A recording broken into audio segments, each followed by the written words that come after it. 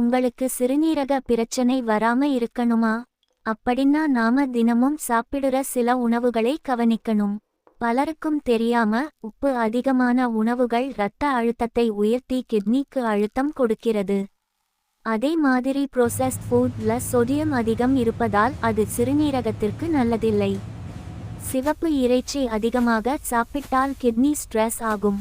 இனிப்பு பானங்கள் மற்றும் சாஃப்ட் ட்ரிங்க்ஸ் கூட சிறுநீரக சேதத்துக்கு காரணமாகலாம், ஏனெனில் அதில் சுகர் மற்றும் பாஸ்பரஸ் அதிகம் இருக்கும். ஊறுகாய் மற்றும் ஃபாஸ்ட் ஃபுட் இல் உப்பு மற்றும் கொழுப்பு அதிகம் இருப்பதால் அவற்றையும் குறைப்பது முக்கியம். இந்த உணவுகளை முழுமையாக தவிர்க்க வேண்டியதில்லை, ஆனால் அளவாக எடுத்துக்கொள்வது தான் முக்கியம். உங்கள் சிறுநீரக ஆரோக்கியத்தை பாதுகாக்க இந்த சிறிய மாற்றங்கள் பெரிய பலன் தரும்.